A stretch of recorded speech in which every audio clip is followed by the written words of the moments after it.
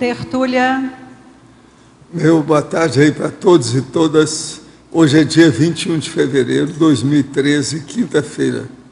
O verbete é de número 2575, tem 5 páginas, 52 logias e 8 máximas. O tema é reorganização cognitiva. A especialidade é a autocogniciologia. Quem redigiu o verbete é a nossa professora Rosa, veterana, que pesquisa muito e está ali hoje com o assessor dela. Definição. A reorganização cognitiva é o ato de a consciência auto-reeducar-se, reciclando os construtos mentais distorcidos e disfuncionais, utilizados por séculos ou milênios, substituindo-os por esquemas cognitivos implementadores de neopensanidade evolutiva. As verpões originadas da modificação de pensenes entrópicos, a retilinearidade pensênica nas novas construções cognitivas, a mudança de padrão pensênico, a substituição de pensenes religiosos por neopensenes calcados no princípio da descrença, a autorreciclagem de pensamentos distópicos acumulados em várias ressomas, a desconstrução de crenças cognitivas envelhecidas, a erradicação de autoconceitos ultrapassados, fundamentados em tradições milenares, as mudanças de padrões mentais retrocognitivos, a extinção de parafissuras conscienciais, a dissolução dos nódulos holomnemônicos, a extinção de autopenseres fanáticos religiosos, as intuições sob a paramesologia, as lembranças da paraprocedência intermissiva, o desenvolvimento da sinalética energética parapsíquica pessoal, os aportes oferecidos pelos amparadores extrafísicos, a autodesconstrução de conceitos originados em paravivências baratrosféricas, a hiperacuidade cognitiva quanto às autorreflexões necessárias. Agora, nós temos aí na argumentologia o tópico sobre autoexperimentologia com 10 posturas ou procedimentos técnicos passíveis de serem aplicados pelo experimentador ou experimentadora para o desenvolvimento do processo da reorganização cognitiva. Vale a pena ver os 10 itens. Na remissologia dos 15 verbetes, nós destacamos 5. Distorção cognitiva, domínio cognitivo, flexibilidade cognitiva, fonte de controle e neoprovíncia cultural. Frase enfática. A reorganização cognitiva fundamenta-se teaticamente no princípio da descrença, na cosmoética e na volicionina, constituindo desafio permanente às autopesquisas dos intermissivistas. Você já realiza a reorganização cognitiva recicladora de crenças falsas e equivocadas do passado? Na escala de 1 a 5, qual o nível de superação de tais condicionamentos? A bibliografia específica tem 2 fontes bibliográficas. Agora, aqui a mega análise com João Paulo são 20 itens. Correção, superação, neopadrão, desconstrução, reeducação, reestruturação, reciclagem, remodelamento, discernimento, descondicionamento, retilinearidade, ortopensanidade, cognopensanidade, autoconsciencioterapia e autocogniciologia, autopesquisologia, autorrecinologia, autolucidologia, cosmoeticologia e pensenologia. Agora, o verbete hoje do dicionário é autodetecciologia, o argumento é parafatuístico-lógico. Ele só tem uma página e meia do assunto. Ele tem só 35 itens básicos. Professor, na autoparapercepciologia, página 32, o senhor escreveu que 50% do diagnóstico quanto à personalidade de uma consim pode ser oferida pelas nuances da sua parapsicosfera. Este fato auxilia na realização de uma heteroconscienciometria rápida no nosso dia a dia, ou precisamos de mais dados para ser mais precisos? Não. Se você consegue ver como é que isso funciona, você consegue começar a detectar a parapsicosfera das pessoas, você vai vendo as diferenças e você logo já tem uma ideia da qualificação de cada um. Agora, na mental somatologia, página 32 e 33, o senhor comenta sobre a siesta.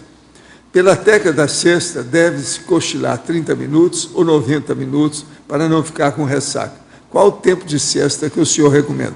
Eu recomendo que o máximo deve ser entre 40 e 50 minutos. Não deve passar disso. Agora, 30 minutos, geralmente, quase sempre, já dá para a pessoa recuperar muita coisa.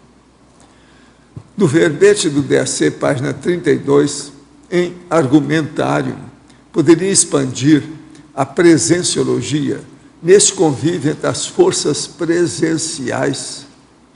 Ao sentir e fazer uma assimilação mais profunda, pode ocorrer a escagem lúcida e assistência em seguida ou na mesma hora da percepção. Olha, nesse assunto, tudo pode acontecer com a pessoa. Aí precisa dela ser bastante lúcida a respeito dos parafatos e parafenômenos para ver como é que ela funciona. Eu aqui, geralmente, eu estou falando o seguinte, que é o problema, as energias conscienciais de uma pessoa chegam temporalmente antes do seu soma ou da força presencial. É do mesmo modo que na pessoa, quando vítima de enganosa curva da prosperidade, ou seja, muito pançuda, com protuberância da barriga, o ventre chega antes dela.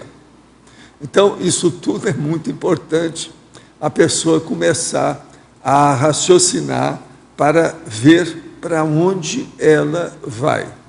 Agora, na presenciologia, eu digo, cada qual de nós tem o seu holopensene e a força presencial específica.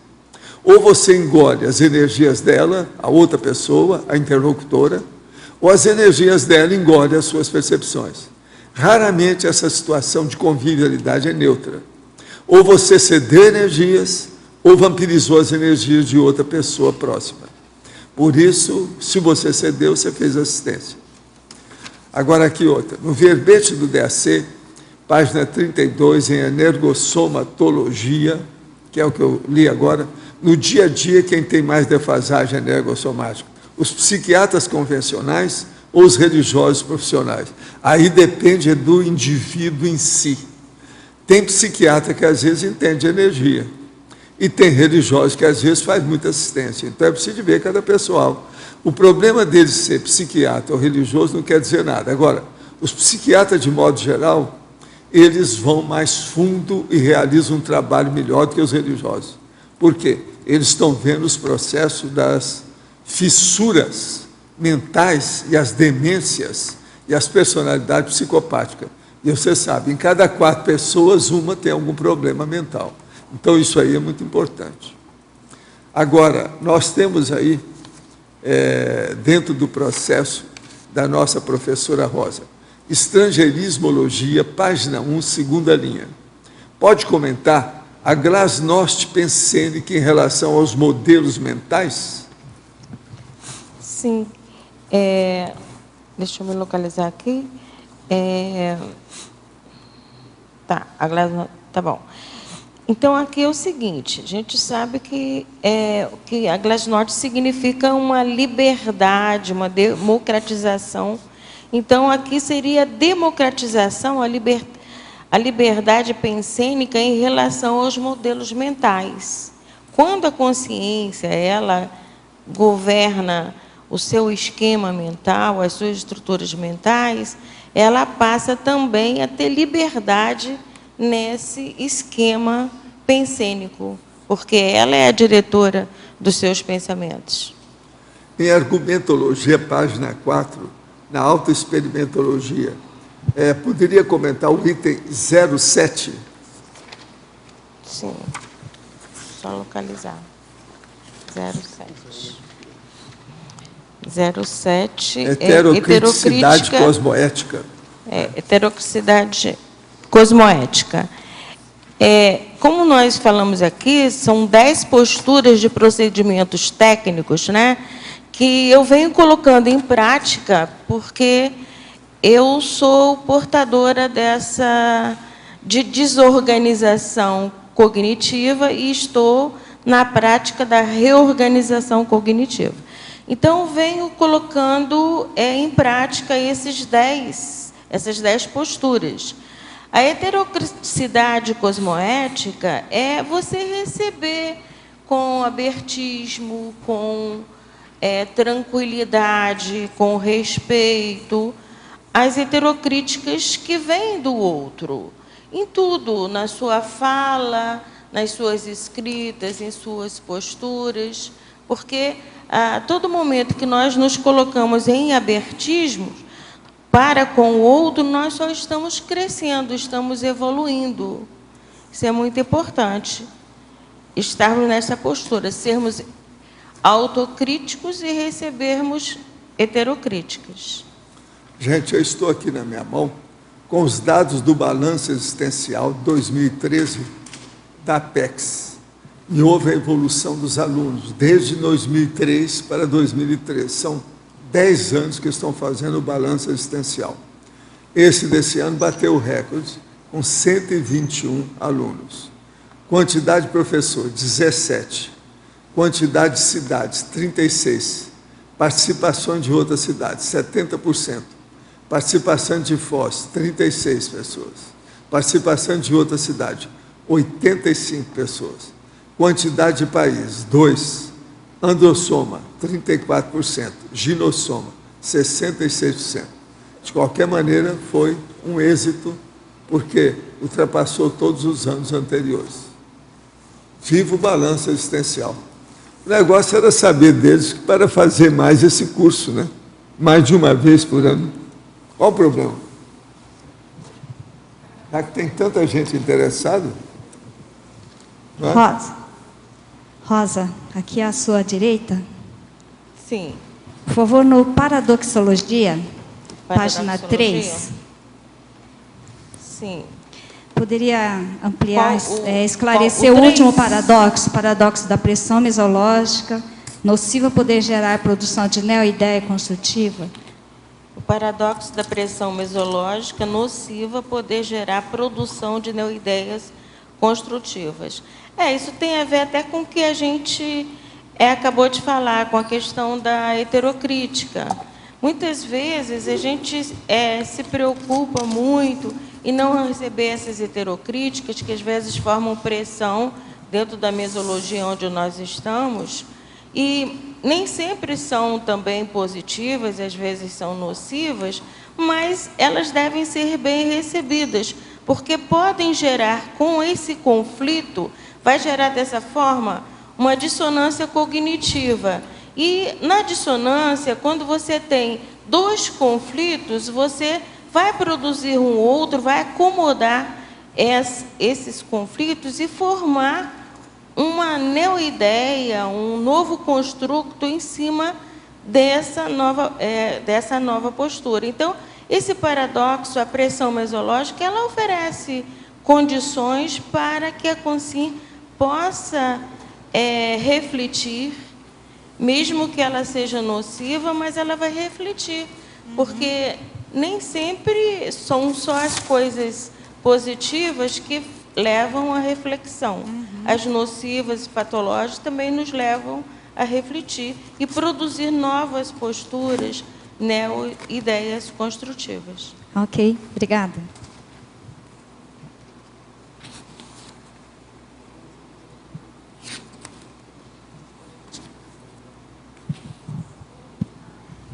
Parafatologia. Sim, qual a linha? Sexta linha, de baixo para cima. Baixo para cima. Lá no final. As sincronicidades com o curso intermissivo, você poderia ampliar? A parafatologia. Parafatologia. Sexta linha, de baixo para cima, lá no final. As sincronicidades com o curso intermissivo. A proporção que a gente vai estudando, principalmente nós que estamos aqui ouvindo o professor, na mini tertúlia, na tertúlia à tarde, com todas essas informações que nós estamos recebendo, nós vamos vendo que existe sincronicidade com as nossas posturas, mesmo de antes, embora não sabendo que havíamos feito o curso intermissivo, e agora objetivando a nossa evolução. Muitas coisas contribuem sincronicamente para realmente confirmar que houve um estágio, uma permanência no curso intermissivo. Rosa, na página 2, tecnologia, a terceira linha, a técnica do desbloqueio de nódulos holomenemônicos. Você pode falar dessa técnica? Tecnologia? Uhum. Página 2, terceira linha. Sei, técnica dos desbloqueios dos de nódulos holomenemônicos. É o seguinte, a proporção que começamos a autopesquisa, porque a consciência, em primeiro lugar, quando ela está a caminho da evolução, o primeiro passo que ela tem que fazer é se autopesquisar, né? Quem sou eu? Por que eu estou aqui? O que eu estou fazendo? Qual é o meu comportamento? O que está destoante? Qual a minha dissonância em relação ao meio, a tudo que eu estou fazendo? E nisso ela vai observando que ela tem alguns bloqueios, alguns nódulos holomenemônicos. Esses nódulos, que são nódulos mnemônicos? São nós, são feixes de entraves, né? Que impedem que na holomemória, logicamente trazendo de várias e várias vidas, que impede que a consciência ela evolua. Então, ela tem que começar a estudar esses nódulos, que são nódulos, na maioria das vezes, perpetuados por, são muitas vezes centenários ou até mesmo milenares.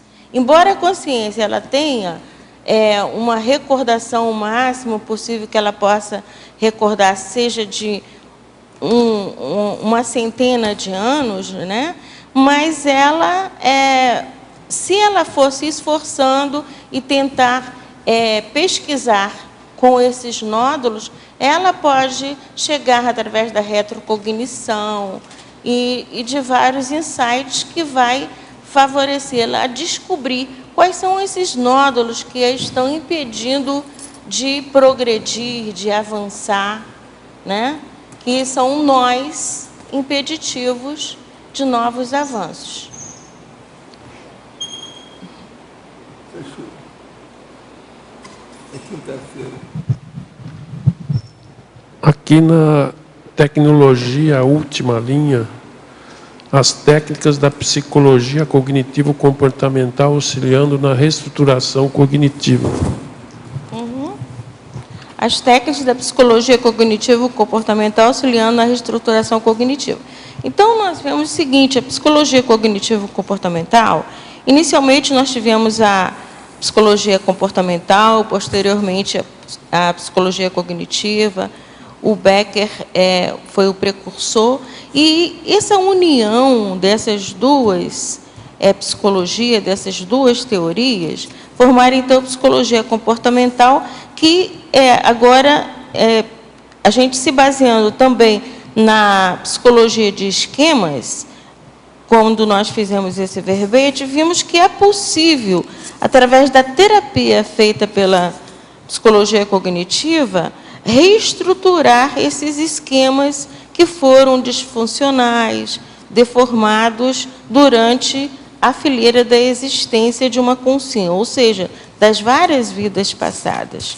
Porque a psicologia cognitiva, então, quanto os psicólogos atualmente, contemporâneos, eles pensam nesta existência, mas a gente pesquisando muito mais, a gente vai ver que são aflorados todos esses nós, essas fissuras, e vêm à tona através dessa terapia cognitiva, possibilitando a reestruturação cognitiva desses esquemas, e formando esquemas novos, né, os esquemas facilitadores da evolução da consciência.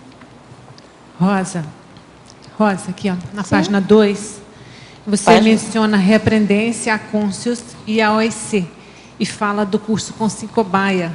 Você poderia expandir em que o curso Conscicobaia poderia ajudar nessa reorganização cognitiva? E por que o que você o mencionou curso Conscicobaia? Isso, e por que das 3 ICs? Eu vejo o seguinte, tudo isso que foi colocado aqui foi assim, foram caminhos e etapas que eu fui percorrendo nessa caminhada evolutiva, né? E o que mais me fez pensar nos meus nós holominemônicos, nas fissuras conscienciais, foi realmente eu ter feito várias consciências cobaias e também ter feito toda a formação da Conscius, né? RECI 1, RECI 2, a fundamentação. Na RECI 2, então, é que a gente tem a oportunidade de feedbacks com os colegas, de trocar e a gente receber com bastante abertismo de nossos colegas as nossas fissuras, os nossos esquemas mal formados, distópicos, e a gente vai realmente aprendendo muito, vai crescendo muito com isso. Importante é a recepção, é o abertismo, saber que o outro está ali não para nos derrubar, e sim para nos ajudar na evolução, né? A partir de um ajuste de imagem, então, que vai fazendo sim, há uma mudança também. Quando a gente começa na Conscicobaia, a gente tem uma distorção da nossa imagem, uma imagem mal formada, né? E a partir da Conscicobaia, a gente vai, a cada feedback, a cada mensagem recebida, a cada troca de informação recebida, a gente vai vendo que estávamos realmente com uma opinião equivocada contra nós, né? E vamos melhorando. Obrigada, Rosa. Gente, eu queria falar para vocês que nós hoje estamos completando 230 neoverbetógrafos, comigo 231, e o total de verbetes que eles já apresentaram é 596 verbetes. Tá? Estamos caminhando para os 500. 230 dá mais 20, mais 19. Nós temos 250, que é a metade de 500. Tá certo? Outra coisa, eu quero dizer para vocês que 500 não é o teto final, não. Se tiver 1000, nós estamos aí.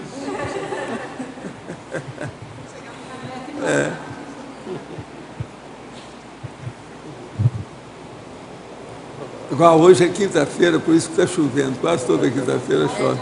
É por causa da mega euforização para limpar a turma.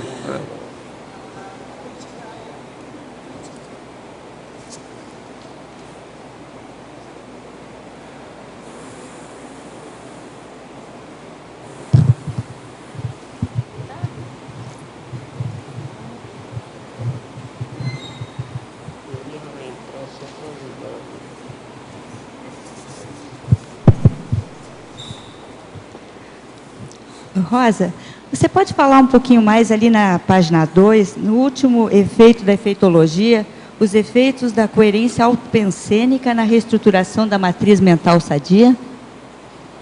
Marilene, eu não entendi. Na parafatologia? Não, Mitologia. na efeitologia. Efeitologia, o Mitologia. último efeito. Os efeitos da coerência autopensênica É que a na chuva está abafando reestruturação. um pouquinho o som. Os efeitos das matrizes mentais distorcidas na autoexpressão? O outro. Sim. Então, vou explicar os dois. Os efeitos das matrizes mentais distorcidas na autoexpressão. Vejam bem, se nós formamos esquemas distorcidos, que são essas matrizes construídas, estruturadas a partir de todos os nossos pensamentos distorcidos, nós vamos formar, então, um esquema mental distorcido.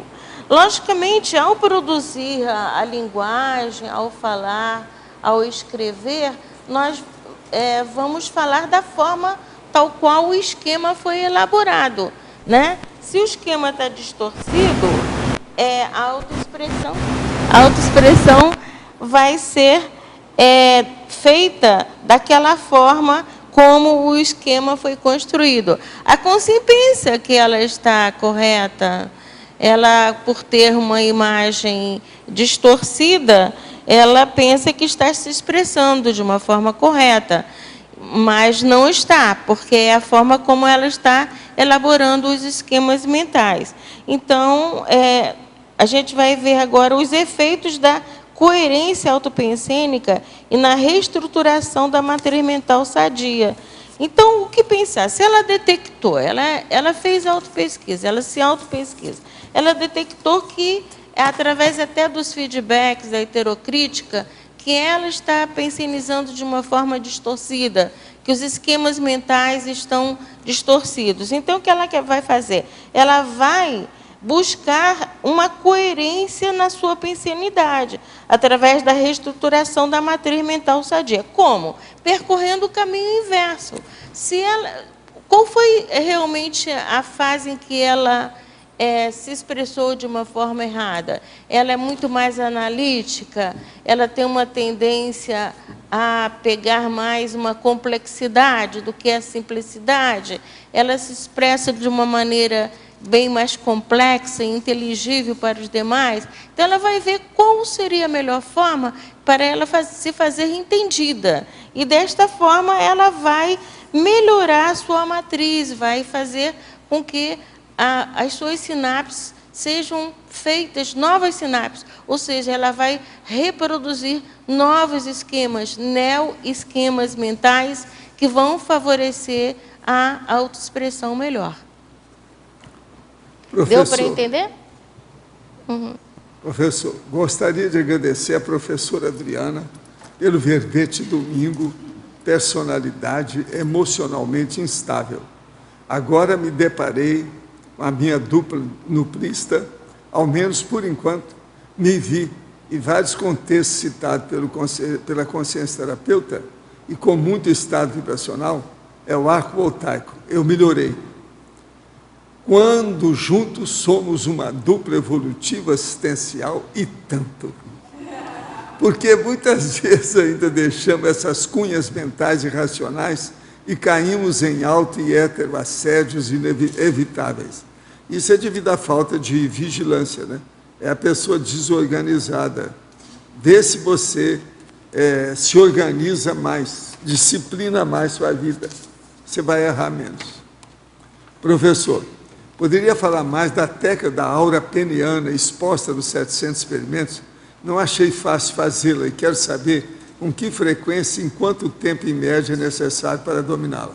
Olha, isso aí precisa de duas coisas. Primeiro, o controle do homem para dominar a libido, a excitabilidade sexual, e, no caso, a ereção. Segundo, o homem que domina o processo de energia do ponto de vista geral. Ele aí vai poder fixar o processo de energia. Se ele consegue instalar o processo e ver a aura peniana, que é o sexo chakra, ele vai poder dominar todos os outros chakras com facilidade. Então, o problema é ver isso aí com calma. Agora, o caso é a pessoa ver o que ela faz com isso e o que aquilo interessa para ela. Agora, isso aí pode servir de equilíbrio para a emocionalidade da pessoa, a afetividade dela e a própria sexualidade. O problema todo é fazer a experiência e ver. Agora, tem que olhar isso. O homem tem que dominar a excitabilidade sexual dele e dominar também os chakras pouco a pouco. Pelo menos ele tem que começar dominando o EV e vendo as coisas como é que é. E ele exterioriza pela vontade dele. Uma outra coisa, uma pessoa que pratica TENEPS tem mais facilidade para ver o processo da aura peniana.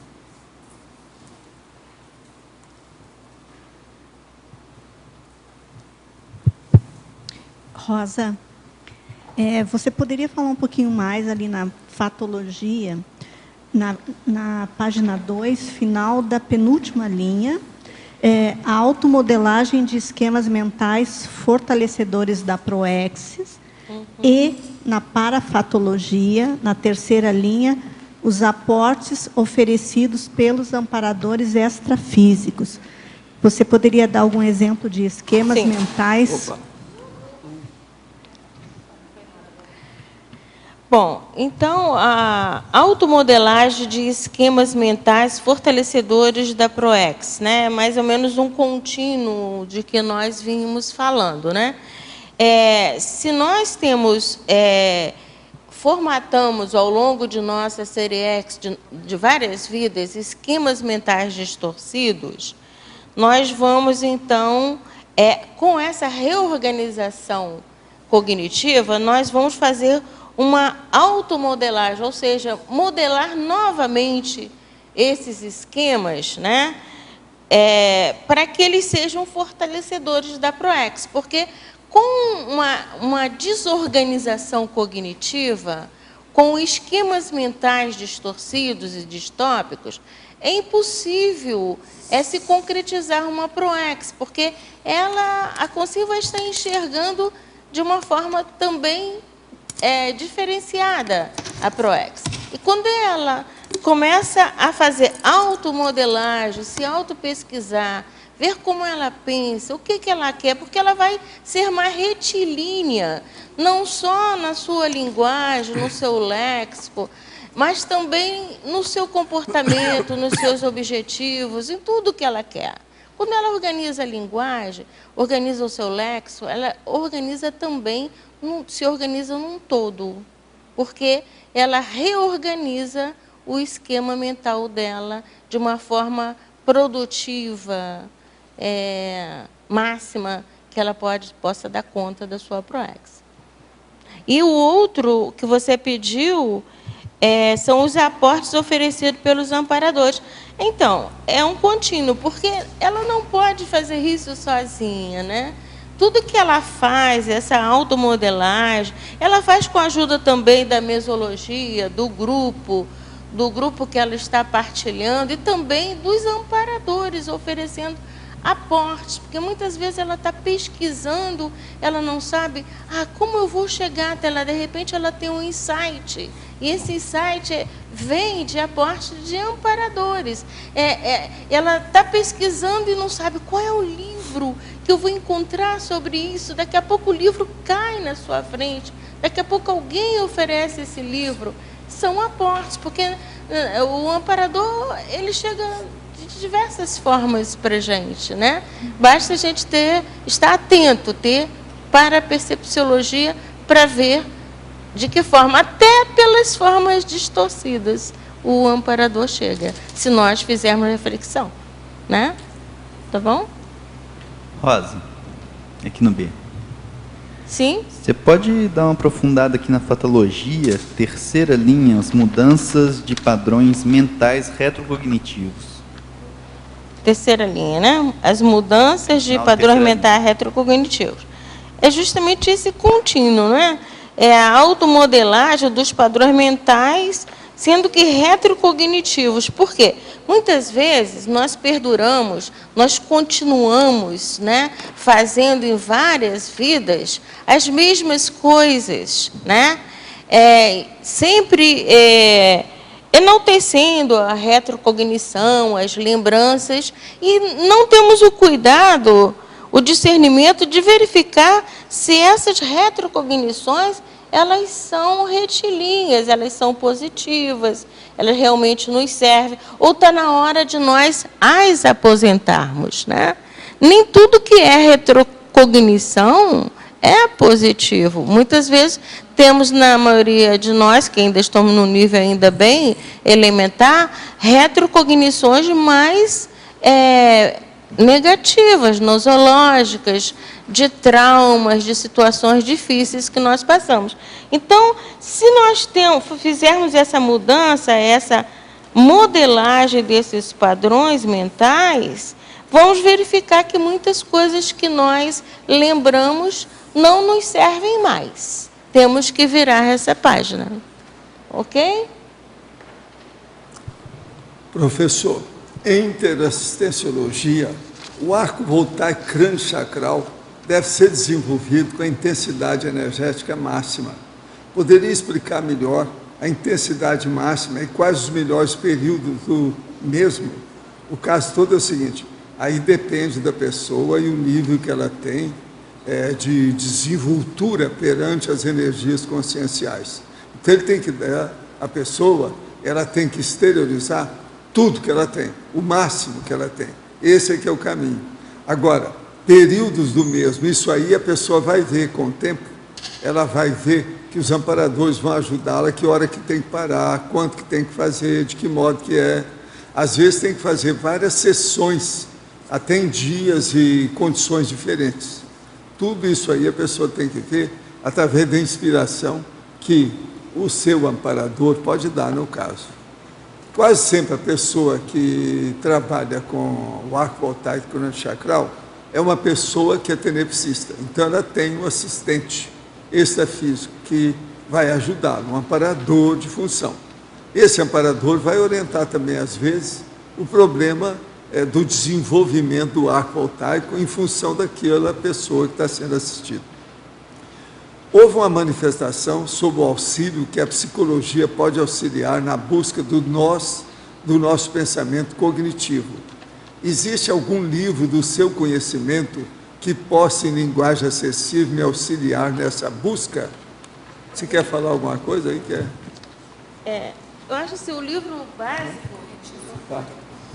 básico, para começar a entender um pouco da terapia cognitiva, é começar pelo Beck, porque a Judite ela é filha do Beck, do Aaron Beck, né? Então, ou você começa pelo Aaron Beck, ou então por esse livro aqui, que a Judite ela já simplifica mais, já é uma linguagem mais acessível ao público. É Terapia Cognitiva, Teoria e Prática, da Judith Beck. Então, aqui fala sobre as crenças, fala sobre tudo isso, sobre esses esquemas, mas depois nós temos outros. Temos o mais atual, do Jung, que fala sobre a terapia dos esquemas, mas eu acho que, inicialmente, deve-se começar entendendo o que é a terapia cognitiva propriamente dita. Então, esse livro aqui que eu estou mostrando é importante. Aqui na letra A, você poderia fazer algum paralelo sobre a terapia cognitiva e a psicologia positiva, que hoje, vamos dizer, o florescer, né, que está aí com Seligman, você já fez algum paralelo que possa ajudar mais? Eu tenho estudado, assim, não profundamente a positiva, eu assim, mas eu vejo o seguinte, como o objetivo da teoria da psicologia cognitiva comportamental, ela trabalha reforçando a positividade, estou falando da cognitiva, reforçando também, por exemplo, se ela vai pegar uma consciência, que ela é eu estou falando da cognitiva, tá? E depois eu vou chegar na positiva. Então, que ela é um alcoólico, né?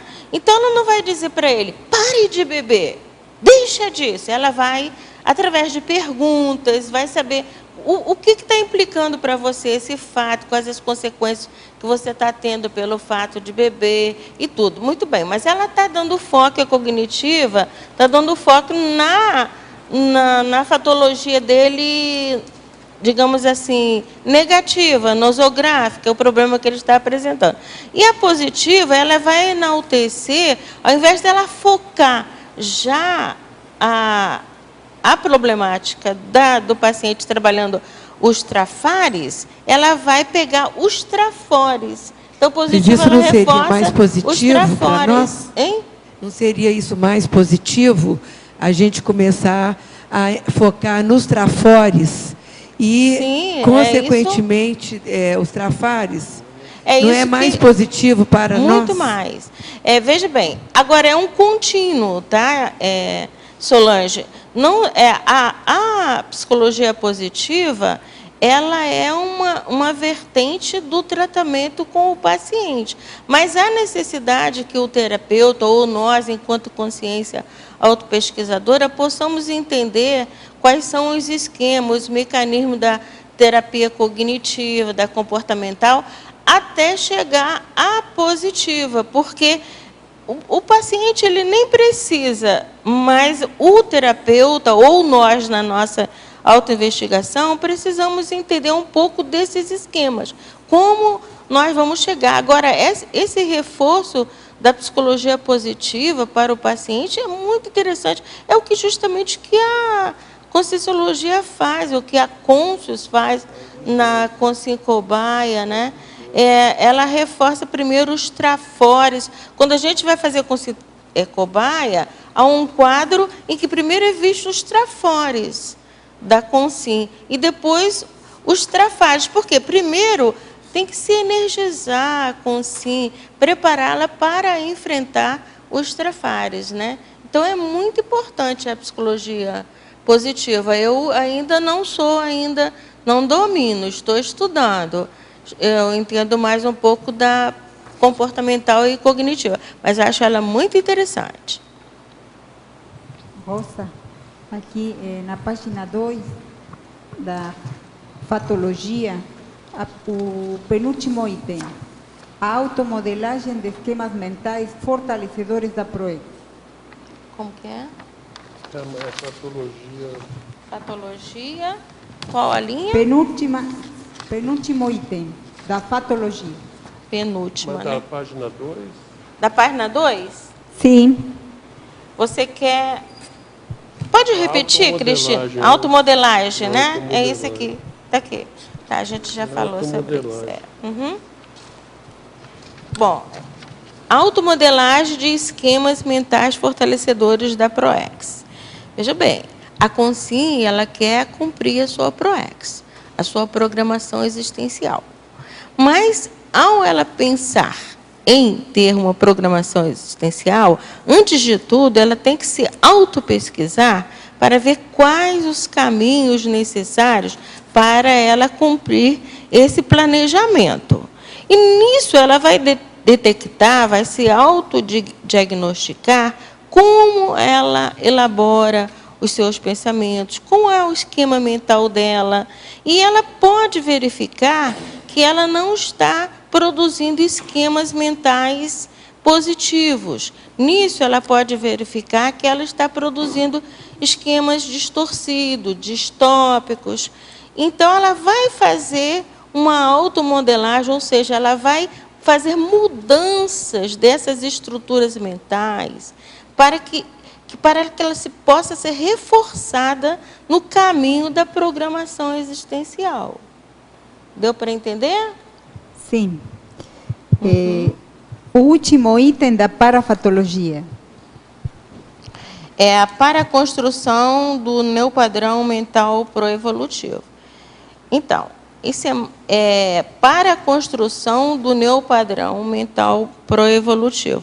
Ela já fez, assim, como nós falamos em automodelagem anteriormente, ela fez uma construção do neopadrão mental proevolutivo. Mas como ela continua evoluindo, se auto-pesquisando, ela quer chegar mais ainda, ela quer produzir mais, ela quer chegar a ter, ser desperta, a ser um epicom, ela quer produzir mais. Então, ela vai, nesses mesmos construtos já construídos, ela vai formar outros construtos, recebendo o quê? Quando eu falo em paraconstrução, ela vai receber também, se colocar em abertismo, para receber dos amparadores neosinapses, de forma que ela possa cada vez mais mudar esse padrão mental, que ela possa ter verpões, que ela possa ter novos insights, cada vez mais para evoluindo mais e mais ainda. Tá bom? Obrigada, Rosa. Por gentileza, vamos aproveitar um exercício aí. No verbete, na página 4, tem o item voliciologia. Correto? E no verbete do dia 7... Página 4. Tá, mas eu queria fazer um cotejo com o item do dicionário voliciolinologia. Poderia ler os dois e fazer uma comparação entre os dois itens? Sim, com essa voliciologia na página 4.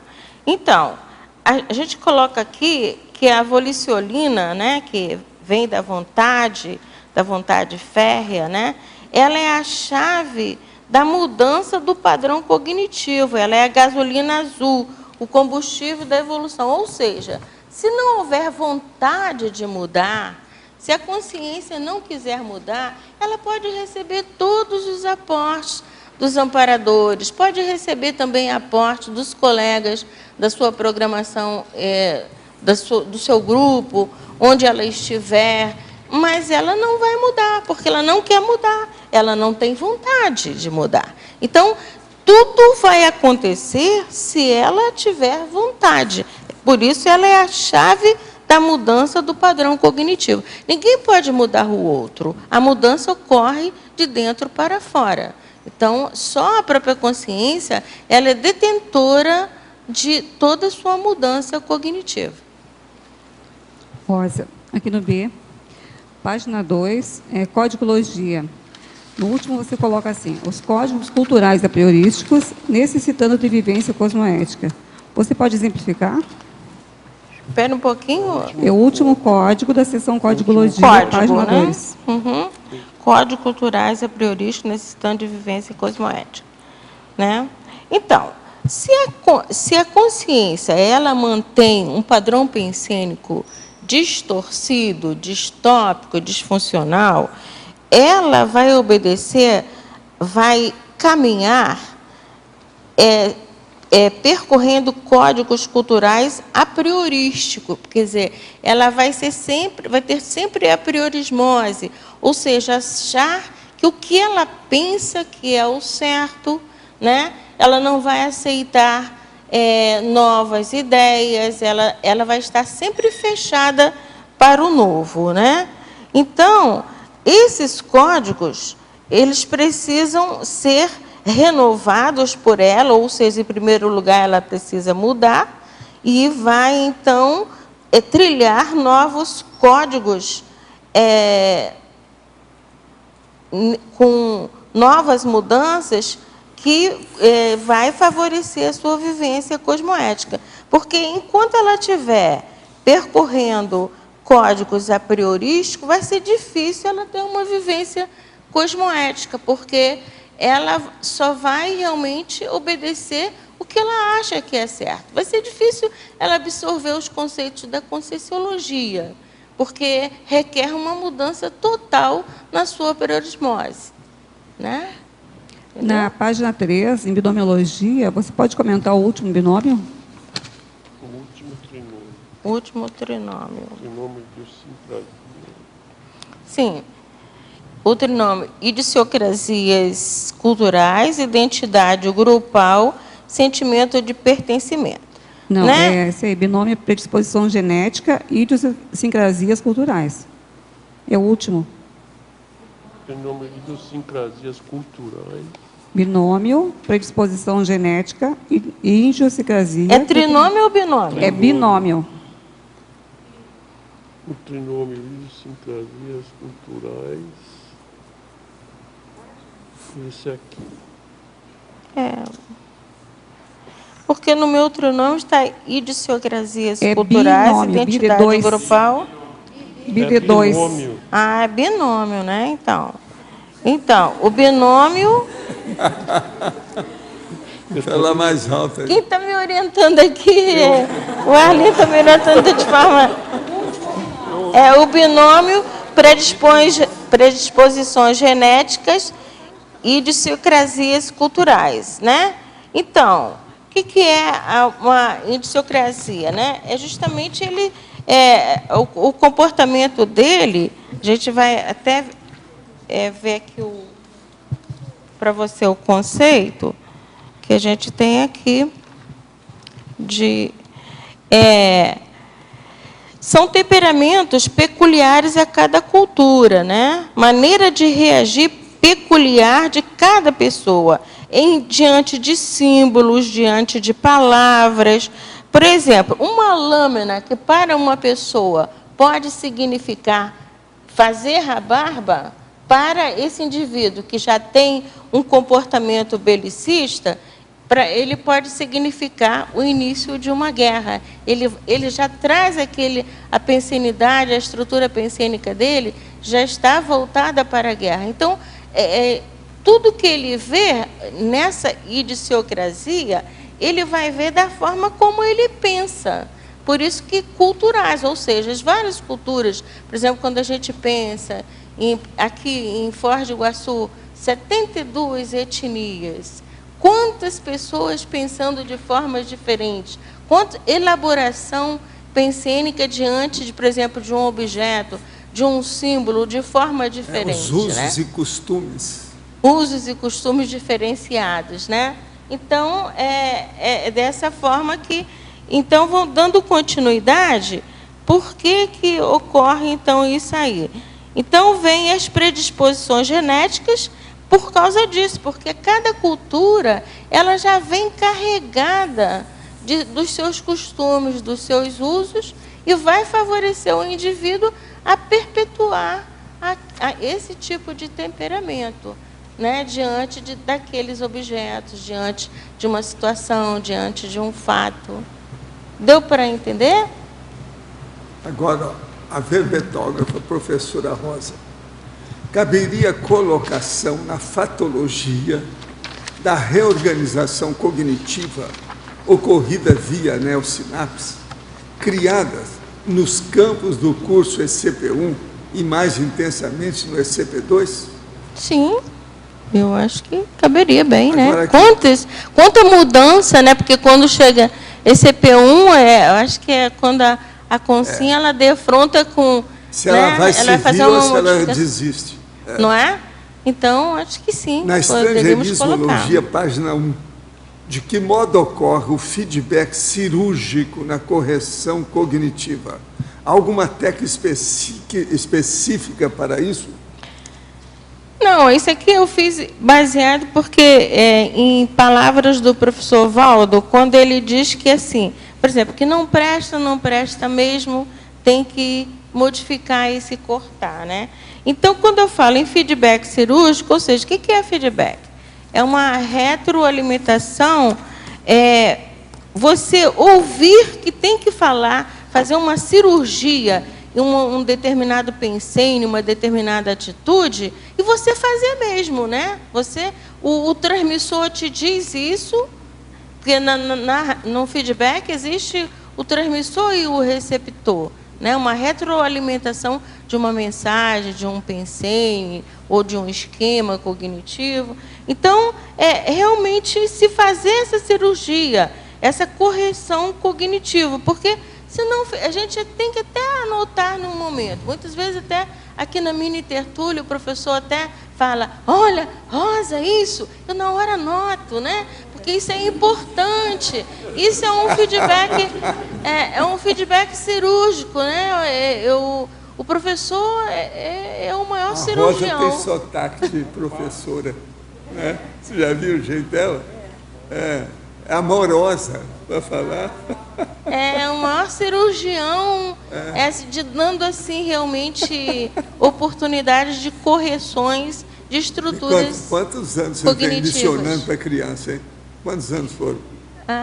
Ao todo, porque eu lecionei para criança e depois lecionei para professores atuarem com crianças, né? Criança. Então foram 28 anos. 28 anos, por isso que até o sotaque, vocês já viram que até o sotaque, mas é simpático. Simpático o jeito dela falar, tal. A modulação, timbre, tudo é de professora, de alto nível.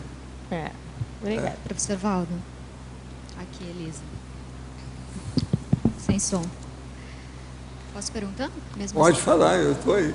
Vamos aí. Eu estou bem próximo. Estou vendo que você está morrendo de frio, ela está tão encapotada ali. Estou com frio, sinto muito frio.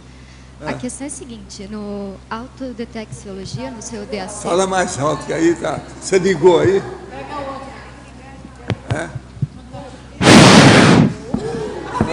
Nossa! Agora melhorou.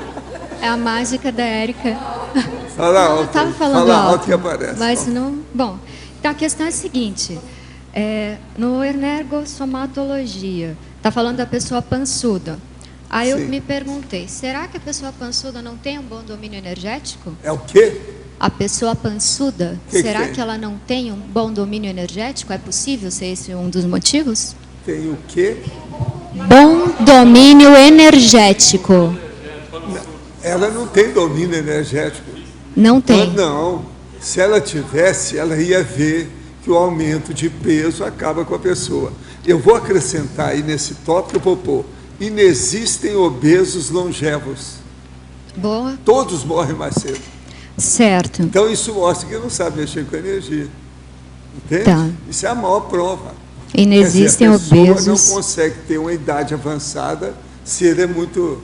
Você já viu algum gordo com 90 anos? Não. Pois é, não tem. Agora, ó, existe a pessoa macrossômica, quer dizer, ou que ela tem uma mega, os órgãos dela são maiores. Isso é outra coisa. Você está entendendo? Sim. Que ela pode ser grandona, mas são os órgãos. Agora, obesidade, você não encontra ninguém que chega aos 95 anos, por exemplo, gordão. Não existe. Certo. Aí, Entende? sim. Agora, precisa de ver se não é macroesplâncnico. Quer dizer, aquela pessoa que tem as vísceras grandes. Isso não é obesidade. A estrutura Isso é a física. estrutura da constituição da pessoa, é outra coisa. Certo. Aqui nós temos várias pessoas que são macroesplâncnicas. Tá. Entendi. Eu queria perguntar mais sobre o DAC. Posso continuar? Pode falar. Tá. Aqui no Conclusion tem aquele apelido íntimo Duracell, na primeira linha. E aí eu queria entender se a gente tem como usar alguma técnica para virar Duracell também, porque me interessa o muito. problema é o EV.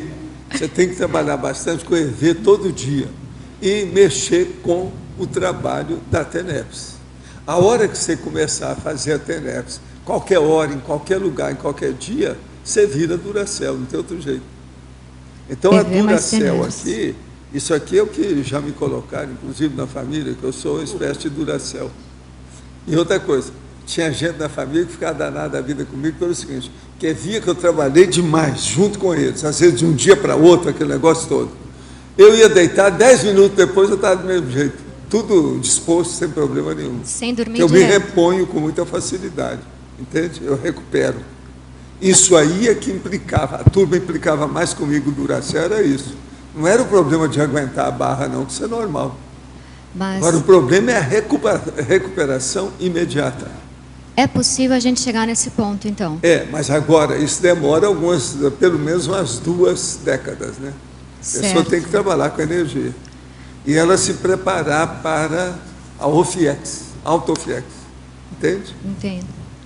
Professor. Só mais uma. Ah. Na polinomiologia, está falando da assim, desassim, arco voltaico, crânio chacral, mega euforização, TENEPS. Isso aqui é uma ordem, mais ou menos, que o polinômio mostra na questão da desenvoltura, no desenvolvimento, na evolução, no progresso da pessoa com as energias. Então, veja, assimilação simpática, desassimilação, arco voltaico, mega euforização, TENEPS, AutoFIEX. Você vê que tem uma cadência natural de expansão do processo. Agora, ó, você teria que fazer outra coisa além disso.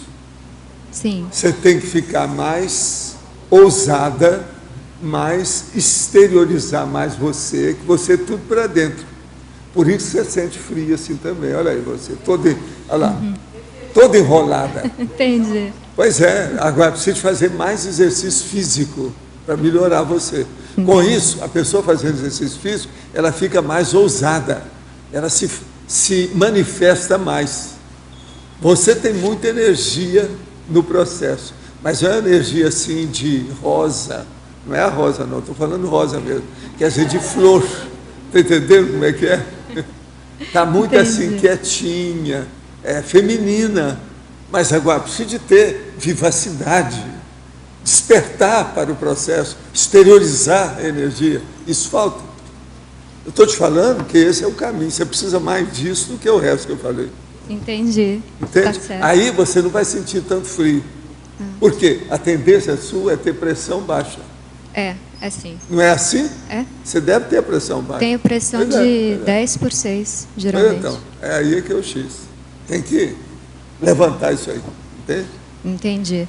Agora eu só queria aqui, saber se é em uma ciclologia, hein? Ainda tem Desculpa. mais um, então Não, fala. é só completando isso do polinômio, se seria técnica para aumentar a autodetexiologia. Não, esse polinômio é para esclarecer a pessoa a respeito do desenvolvimento com as ECs, com as energias.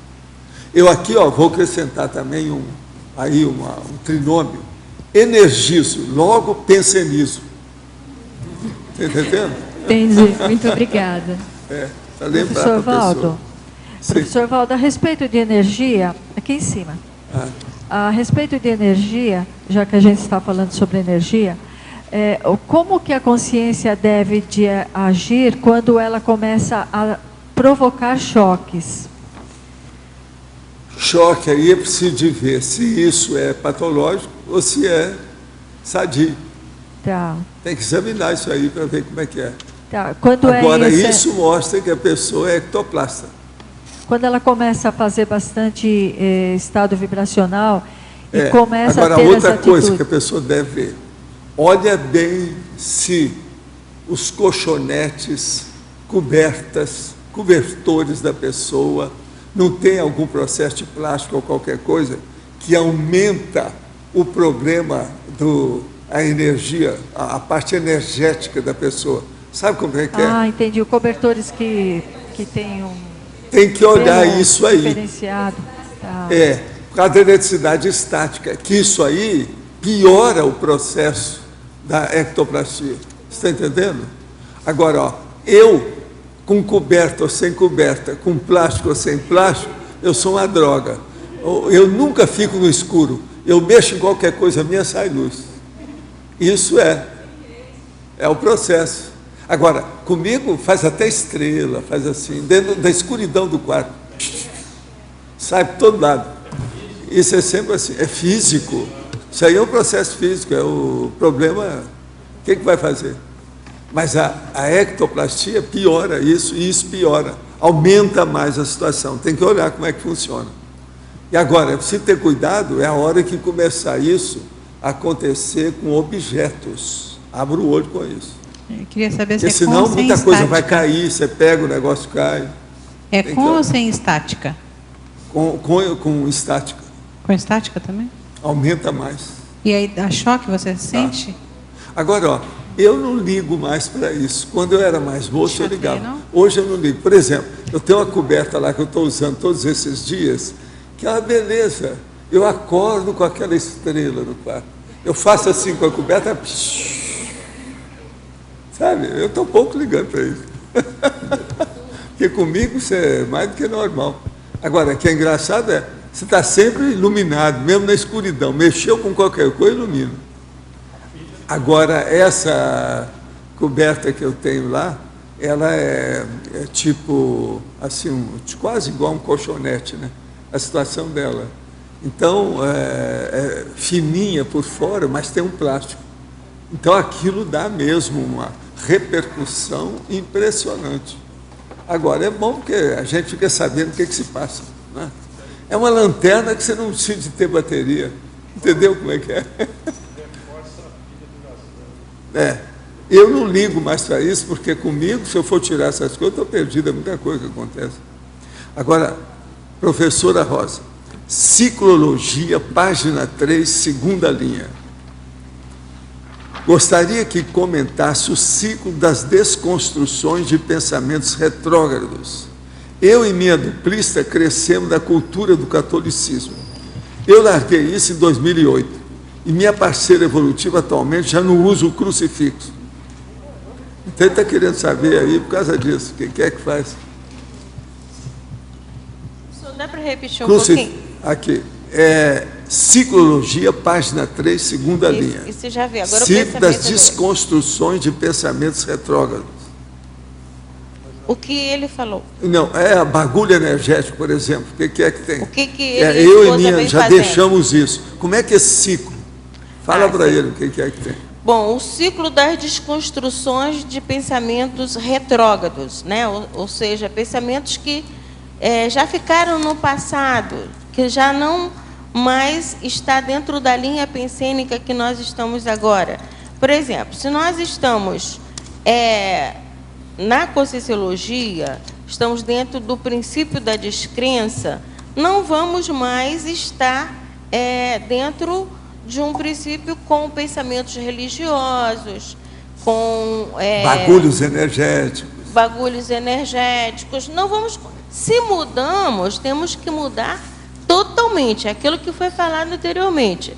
O feedback cirúrgico, ou seja, fazer limpeza total.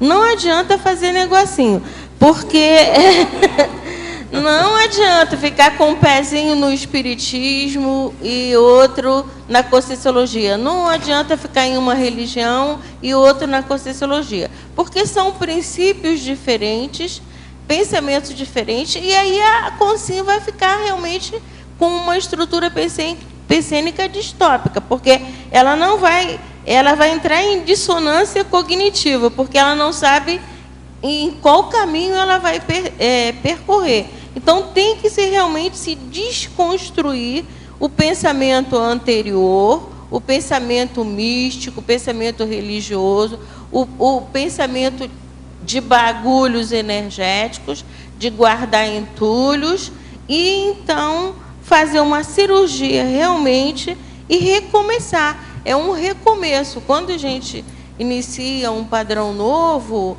como a gente colocou lá na definição, a saída de padrões envelhecidos e a entrada de neoesquemas evolutivos. É dessa forma que a gente tem que fazer. Em Trinomiologia, página 3, final da primeira linha. Poderia comentar o trinômio apriorismo, interiorose e idiosincrasias? Sim, é o segundo, né? Apriorismo, interiorose e idiosincrasias. Bom, então, se o indivíduo, se a consciência ela é apriorista, ela não quer mudar. Ela se satisfaz com seus conceitos, ela diz que se autorrealiza com a sua filosofia, com o seu modo pensene. Então, ela tem uma tendência a ser interiorótica, ou seja, a não querer sair, não querer mudar. Há muitas consciências que a gente conhece, acho que todos nós conhecemos aí, dizem assim: daqui não saio, daqui ninguém me tira, eu vou morrer aqui, o meu caixão vai sair por esta porta, né? A gente tem gente que fala dessa forma. Então, permanece com esses pensamentos, né? Pertencentes àquele mesmo modo pensene, aquela forma cultural, sem mudança nenhuma. E vai dessomar dessa forma, se não mudar, né?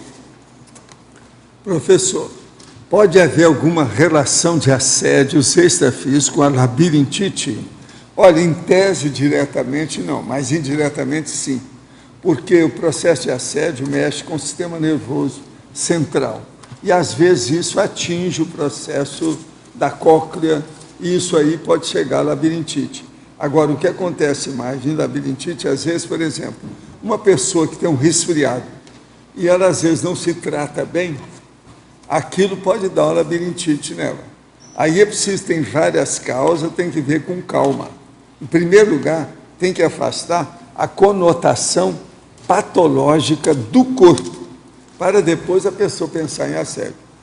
Que geralmente o problema aí é bem orgânico, é bem somático, é do soma. Então isso tem que ser visto. Professor, aqui no B. Eu gostaria que o senhor ampliasse um pouquinho mais a mental somática no dicionário da DSC.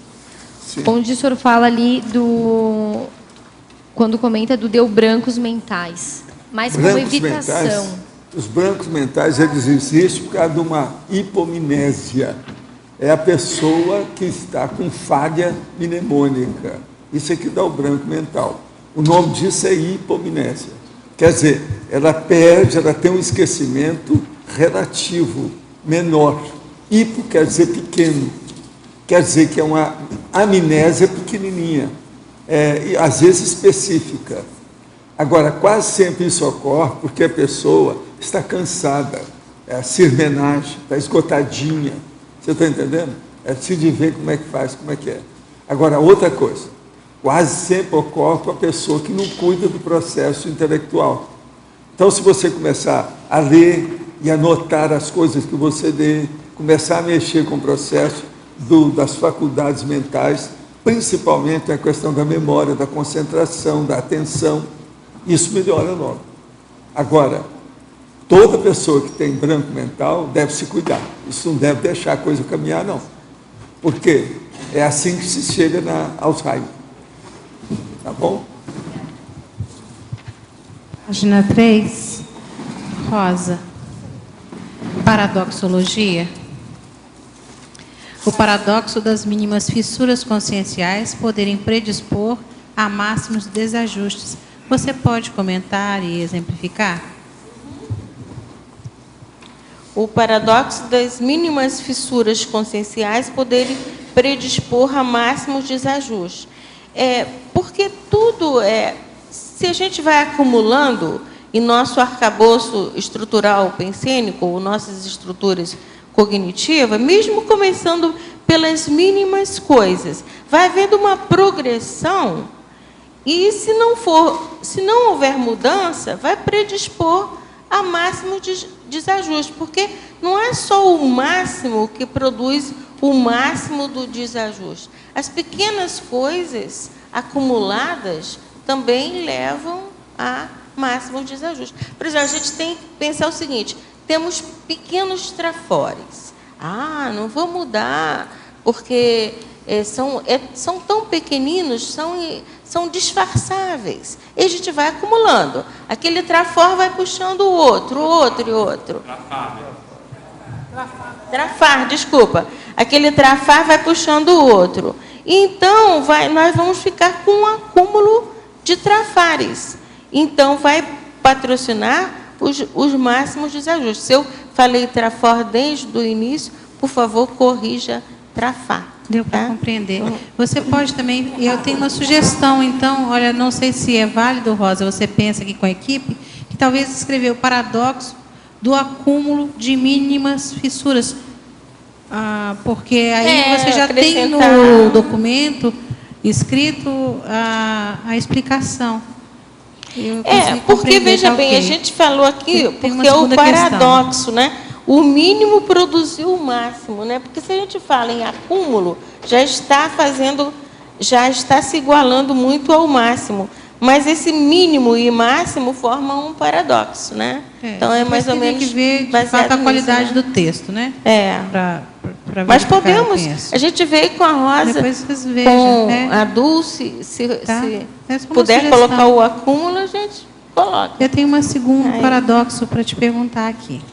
O paradoxo do erro é exigir mais esforço e energia se comparado ao acerto evolutivo. Você pode comentar?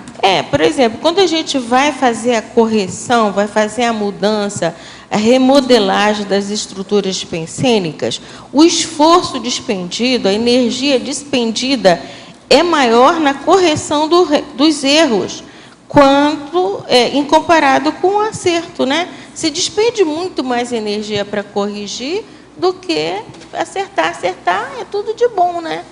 Vem de mão beijada, né? Mas corrigir é que é difícil. São as energias despendidas, o esforço, e a gente vai na técnica da circularidade, vai e volta. Isso tudo vai se despendendo despendendo bastante energia, né? Então, é nesse sentido que corrigir um erro é mais difícil. Deu para entender?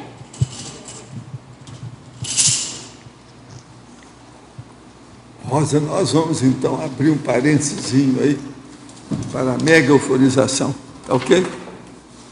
Pessoal, boa tarde. Pedimos por gentileza que desliguem os vossos celulares e também na hora da mega não teclarem os computadores, por favor. Obrigada.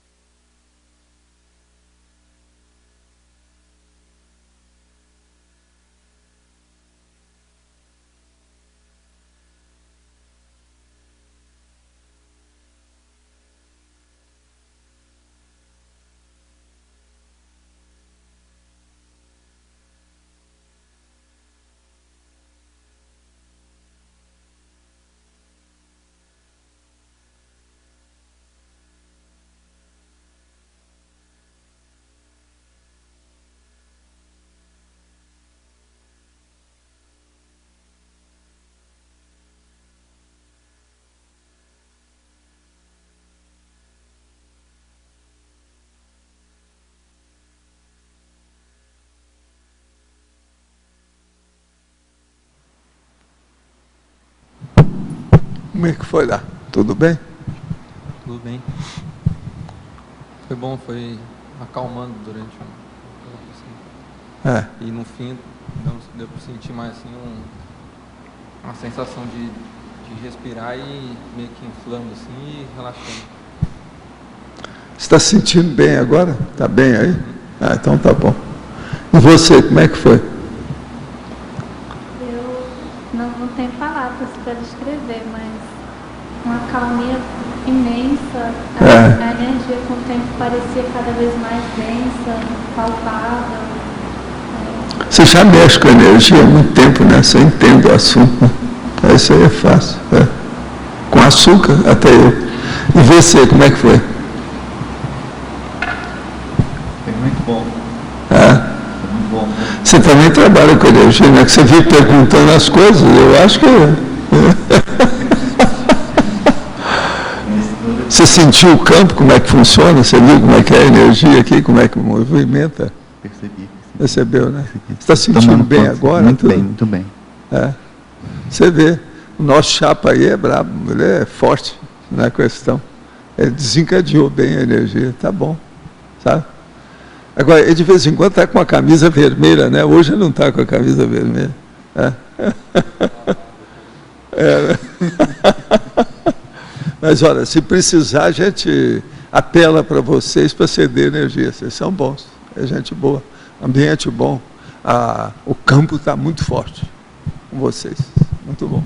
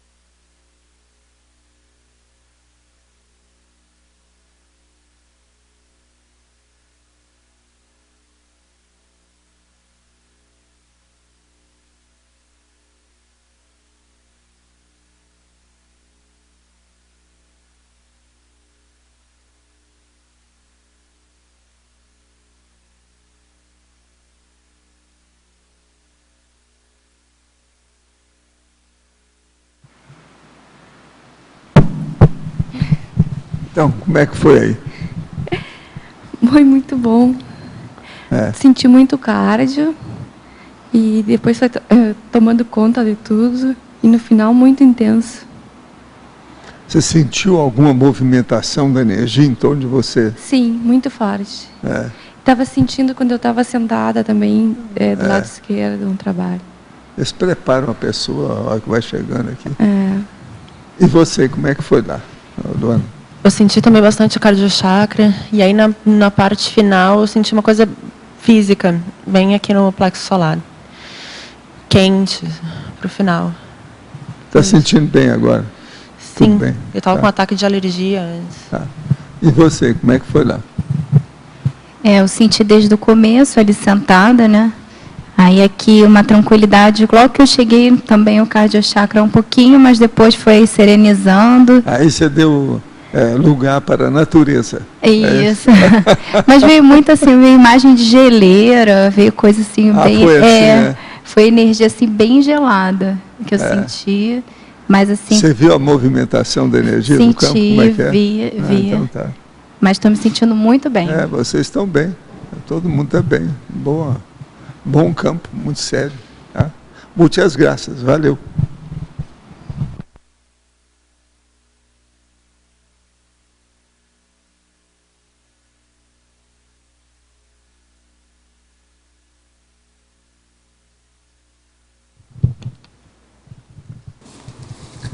Eu agora devolvo, sabe, a professora Rosa para vocês. Rosa, na página 1, na fatologia, quarta linha de cima para baixo, a extinção de parafissuras conscienciais. Eu quero saber como você trabalha com essa extinção de parafissuras. Bom, o conceito de parafissuras, né, são feridas, fendas, né, que já ocorre. A gente vem trazendo, já está assim, pertinente ao nosso holossoma, né? Então, nós vemos trazendo de várias e várias seriex, de várias e várias vidas, né? A extinção, ela começa paulatinamente, né? Digamos assim, não há uma extinção total, mas se você trabalha na reorganização cognitiva, você vai diagnosticando essas parafissuras, né? E vai fazendo, através de todas essas 10 posturas que eu citei aqui atrás, na página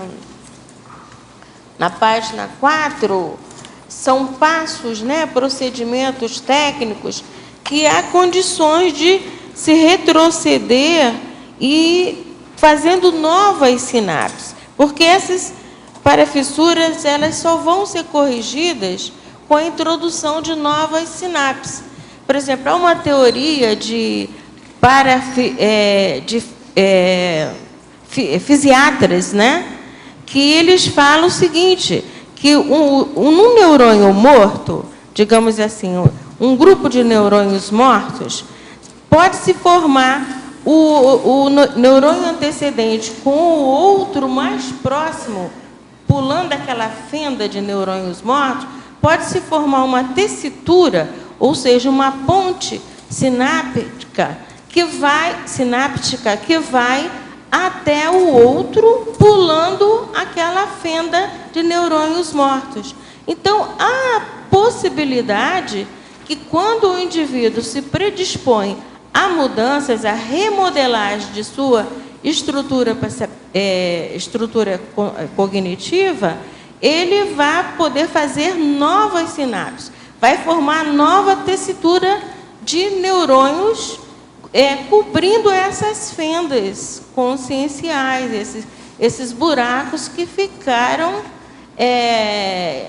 que vieram de trás e que agora vão ser corrigidos com novas sinapses, né? Deu para entender? É um processo um pouco difícil, mas dá para entender dessa forma.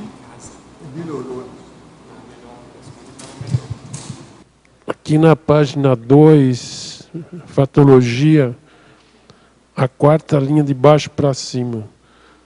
As aulas ministradas nas mini-tertúlias. Pode dar uma geral, por favor? 4ª linha de baixo para cima, né?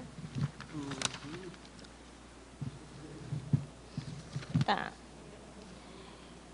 Então, as mini-tertúlias, eu acho assim, eu faço até um convite a quem possa vir, logicamente, quem tiver trabalho nesse horário fica um pouco difícil. Mas quem estiver ocioso em casa, venha às mini-tertúlias, porque realmente o que a gente tem oportunidade, que a gente tem de obter novos conhecimentos, de como nós vimos agora, de fazer tessitura sináptica nas nossas fendas, nas nossas fissuras conscienciais, que nós deixamos em passados longínquos, estamos tendo oportunidade, através dessas aulas ministradas na mini-tertúlia, de retroagir, de voltar atrás com conceitos ainda não esclarecidos, esclarecê-los mais, porque nessa mini-tertúlia o professor tem uma dedicação total, ele volta, tem paciência, a gente pergunta, e a gente vai corrigindo as nossas fissuras. É muito importante isso. Professor Valdo, no primeiro campo da megaforização, tinha os árabes aí? Árabes. Eu nem sei se a pessoa está doente. Primeiro campo. No primeiro campo. Eu vi direitinho, levando energia, logo começou o campo. Mas é uma pessoa que, pelo que eu saiba, ela nem está doente. Eu vou saber depois se está doente. Alguma coisa. Foi isso que eu percebi mais. Assim, o mais, eu estava muito envolvido com as energias. Tuareg não, né? Não, o Tuareg está aí hoje. Tá? Igual que ele estava esses dias todos, ele tem estado aí. Ele está aí desde manhã. Eu percebi no primeiro. Valdo, o primeiro campo foi, eu senti muito forte, muito intenso, o EV vem naturalmente, né? Não se faz EV e entra em EV, né? Achei o segundo expansor, mais calmo, mais tranquilo. Eu queria te perguntar aqui no dicionário, no adendo, você fez um fluxo, né, energossomático, parapsíquico, baseado em parafatos de assim, desassim, arco voltaico, megaforização, TENEPS, autofiex. Você tem nos falado muito sobre a importância da transafetivologia. A partir da autofiex poderia ocorrer uma releitura cosmoética que facilitasse nortizar ou ir na direção da afetivologia, da transafetivologia? Sim, mas a autofiex, ela deslancha para um nível maior, né? Abre o cenário do problema energético, assistencial, cosmoético da consciência. E a coisa mais séria, um problema interdimensional. Sendo assim, a autofiex depois, ela fica funcionando com a consciência, independente de soma, ressoma, dessoma, ou qualquer coisa de dimensão. Isso aí é seríssimo. Então, esse nível, ele, vamos dizer, impulsiona mais o processo evolutivo da consciência. Entende? Uma pessoa com FIEX, o nível da mini peça que ela muda, né? Muda de uma maneira assim mais categórica, mais intensa, sabe? Esse é o caminho, por isso que eu gosto de colocar esse polinômio aí nessa ordem, para a pessoa ter uma ideia. Ficou bem didático, bem.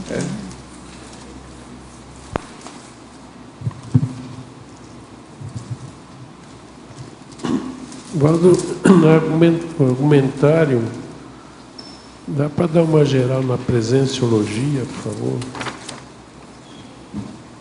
Aonde que é que você está falando? Argumentário, página 32, presenciologia. Cada qual de nós tem o seu holopensene e a força presencial, que são específicos. Ou você engole as energias dela, outra pessoa, que é a interlocutora, ou as energias dela engolem as suas percepções. Raramente essa situação de convivialidade é neutra. Ou você cedeu energias, ou vampirizou as ECs da outra pessoa próxima. Agora veja, você encontrou com a pessoa, isso acontece na hora. A maioria das pessoas vê o problema da simpatia, da empatia, daquilo ser amável ou não, ela se sentir bem ou não. Muitas pessoas ainda não pensam, a maioria ainda não pensa no processo energético e nessa troca, permuta de energia praticamente ininterrupta que a gente tem. Então, por exemplo, a pessoa mesmo, se ela chega aqui, que é uma reunião aí, que às vezes tem 50, 100 pessoas, ou ela assimilou energia para enriquecer o processo dela, para ela ficar retemperada, equilibrada, ou ela cedeu energia. A maioria de vocês aqui, vocês estão cedendo energia toda vez que vem aqui. Por isso que tem muita assistência aí, independente da instalação do campo, entende? Da mega euforização. Isso é normal da vida. Tende a ser mais inconsciente esse processo? A maioria, né?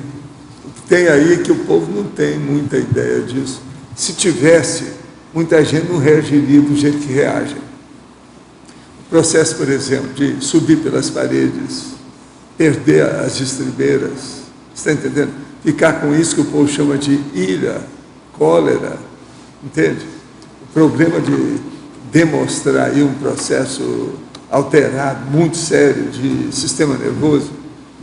Se a pessoa pensasse um pouco nas energias, ela nunca faria isso. E é assim que chega no certo ponto, que você não vai fazer uma coisa dessa. Eu estou falando do ponto de vista daquilo que a pessoa está sofrendo com o processo. E aquilo está criando problema para ela, não está se sentindo bem, é desconfortável, é desagradável. Porque às vezes uma pessoa, ela aparentemente é um ator, uma atriz, é o histrionismo, isso é outra coisa. Eu estou falando é aquilo que a pessoa sente. Um artista, por exemplo, ele pode passar por tudo isso e mostrar uma cena enorme dessas coisas, mas ele não está sentindo nada aqui. Se ele é bom mesmo. Então é apenas um processo de fingimento. Artista é um fingidor profissional. Né? Então é diferente. Agora, a pessoa que sofre, que ela se vitimiza com o processo do sistema nervoso alterado, isso aí, ela não sabe dominar as energias de modo algum.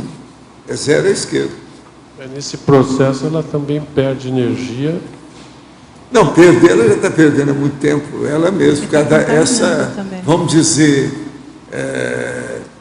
essa inconveniência da autocorrupção, né? Porque isso é uma autocorrupção, é um autoassédio. Deve se sentir mal também. Quer dizer, a prática do mal, vamos dizer assim, ela... É sempre desagradável. Toda ilicitude, toda delinquência, toda anticosmoética é desagradável. Isso é a regra. Eu queria, sobre esse tema, né, ou ceder ou vampirizar, quando a gente está fazendo assistência para uma consciência energívora ou para uma consciência energívora, eu posso tanto encapsulá-la quanto tentar encapsular os assediadores dela para poder fazer o melhor encaminhamento possível. É mais ou menos isso que a gente fala, quer dizer, você domina, desde que você possa bancar. E tem também os amparadores ou o amparador que esteja ajudando você a também fazer isso. Isso também pesa na balança. Certo. Assistência extrafísica. Tá. Porque tem isso também, porque às vezes a pessoa medra diante da consciência energívora ou da consciência energívora e, no entanto, ela também precisa da assistência e precisa também, às vezes, desinflar o processo dela, né? De tirar as consciências e, pelo menos, deixar só a consciência e daí ela vai ter um tempo melhor de refletir a respeito. O ideal é a pessoa começar a ficar um pouquinho aware, um pouco lúcida, um pouco acordada, um pouco desperta a respeito das realidades, das consciências e das energias em torno dela. Ver o entorno extrafísico. Agora, quando ela começa a ver o entorno extrafísico, é que ela vê como é que ela não vê nada nem no entorno físico. Aí ela cai das nuvens. Ah, que bobagem é essa? A vida muda toda. Então é muito importante o que se faz aí no acoplamentar, nos laboratórios, nas dinâmicas parapsíquicas, todo esse processo de debate para a pessoa ficar esclarecida a respeito, pelo menos, dos primórdios ou dos princípios fundamentais do processo da energossomatologia. Isso tudo pesa na balança. É muito importante para a pessoa. Agora, o que eu vejo é o seguinte: vocês estão ficando cada vez mais lúcidos a respeito disso. Mas ainda tem muita vivência a ser enfrentada. Tem que enfrentar a vivência para isso melhorar mais. Eu comecei a fazer aquela sugestão que você deu de atenção ao processo de sonhos semilúcidos, né? É o pesadelo. E os pesadelos e tudo mais, e fazer eu as falei aí, várias pessoas vieram alinhamento. falar comigo sobre isso. Bem bacana, assim. Tá dando para Agora, o pesadelo é uma coisa impressionante, porque muitos deles são inspirações que os amparadores deram, mas a pessoa não capta para trazer a coisa nítida, clara. Demora muito. Agora, eu vejo isso tudo, sei como é que é a situação. Entende como é que é dentro. E aquilo é tão nítido.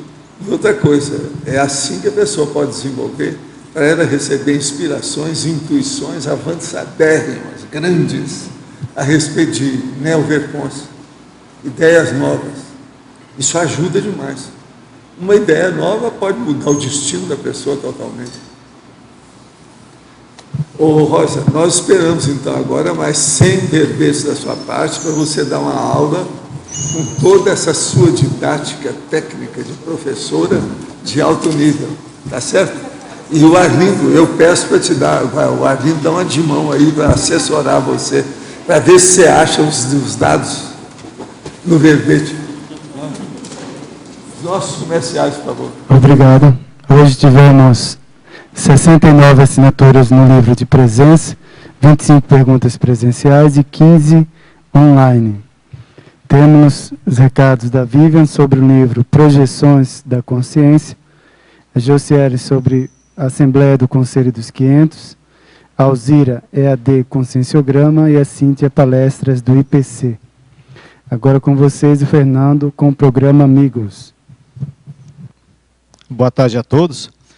Como vocês sabem, nós temos diariamente, durante 365 dias por ano, a transmissão das tertúlias. Nós temos atividades no Holociclo, na Holoteca, no Tertuliário, o ano todo. São dezenas de equipes técnicas que estão em atividade, trabalhando na produção da Enciclopédia da Conscienciologia, pesquisando, cuidando dos acervos que nós temos aqui no Holociclo e na Holoteca. Então, isso tudo tem um custo muito alto, um custo elevado, e tudo é mantido pelo associado do Programa Amigo da Enciclopédia. Isso é muito importante. Agora, nós temos também aí um problema que é a perda de amigos. Em torno de 20% dos amigos não renovam a assinatura anualmente. Muitos amigos também demoram muito para renovar, atrasa 2, 3, 4, 5 meses, muitas vezes, por razões de ordem pessoal que nós compreendemos. Mas isso tudo que acontece são recursos que não são canalizados, e recursos que defasam o nosso caixa aqui para poder manter toda essa atividade que tem um custo muito elevado. Então, o nosso apelo aqui é para os amigos cujas assinaturas venceram nos últimos meses, em 2012, e que está no seu plano, que você tem condição de fazer a sua renovação, se puder fazê-lo, que vai nos ajudar muito na manutenção de toda essa atividade, toda a estrutura que nós temos aqui. E aqueles teletertulianos e tertulianos também, que ainda não são amigos da Enciclopédia, que quiserem tornar-se associado e participar dessa mega gestação consciencial que é a Enciclopédia da Conscienciologia, nós agradecemos muito, é muito fácil. Só ligar na recepção do CAEC, no 45 3525 2652, você lá com cartão de crédito faz a sua renovação em poucos minutos, a sua adesão ou renovação. E quem está aqui em Foz do Iguaçu, frequenta aqui no dia a dia, basta ir na recepção do CAEC e fazer o seu pagamento, sua renovação, sua adesão. Nós agradecemos muito o seu apoio. Obrigado. Boa tarde a todos. Eu queria fazer uma pergunta. Quem chegou à Conscienciologia através do livro Projeções da Consciência? Este livro ele foi publicado em 1981. Desde então, ele vem servindo como base para o trabalho de assistência na Conscienciologia. Ele relata aqui o Diário de Experiências Fora do Corpo do professor Valdo Vieira. Então, é um instrumento que vocês podem utilizar. Ele está na sua 9ª reedição, disponível no site da Editares, através do site www.editares.org.br ou vocês também podem aí adquirir nos centros educacionais do IPC, na Epígrafe e no Shopcons. Obrigada. A Comissão de Gestão do Conselho dos 500 convida os conselheiros a enviarem assuntos de interesse da comunidade para compor a pauta da próxima Assembleia, que será realizada no dia 28 de abril de 2013, num domingo. Salienta-se que quaisquer assuntos ou temas que sejam relacionados a Cognópolis Foz e que possam repercutir na comunidade cognopolitana são passíveis de serem enviados para avaliação e deliberação em Assembleia. As pautas com assuntos poderão ser enviados para o e-mail contato@c500.org.br ou podem ser depositadas diretamente na urna do Conselho, que está exposta aqui na saída do tertuliário, na mesa de divulgação, onde permanecerá até o dia 25 de março. Reserve um espaço em sua agenda e exerça a sua cidadania evolutiva. Obrigada. Olá, pessoal, boa tarde. O meu convite hoje é para você, tertuliano e teletertuliana, que gostaria de estudar, aprofundar e responder as 2.000 questões do Conscienciograma. O curso Conscienciograma Sem Drama é um curso online ministrado pela Conscius, tendo seu início no dia 3 de março de 2013, aos domingos, das 19 às 21 horas, a duração de 6 meses. O objetivo do curso é expandir o holopensene autoconscienciométrico da harmonização intraconsciencial e interassistencial, auxiliar na compreensão do conscienciograma e nas respostas das questões. Permite à pessoa fazer a autoavaliação detalhada das suas qualidades, ou seja, do seu holoperfil. As inscrições podem ser feitas na recepção do CAEC, no telefone código de área 45, número do telefone 3525-2652. Obrigada. Boa tarde, pessoal. O IPC Foz do Iguaçu convida vocês para participarem da palestra gratuita que vai acontecer hoje com o tema Evolução Pessoal e Profissional. A palestra vai acontecer das 19 horas às 21 horas e a professora será a Patrícia Takaki.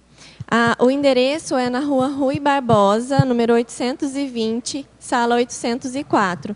Para mais informações, o telefone 2102-1448 ou 3028-0282. Lembrando que as palestras do IPC não possuem pré-requisito, qualquer pessoa está liberada para fazer. E ao final da palestra sempre está havendo o trabalho energético. Então, estão todos convidados. Obrigada. Para amanhã teremos o verbete Vítima Fraterna. A especialidade é Pacifismologia, de autoria da professora Isilda Fraizan. Obrigado pela sua presença e até amanhã.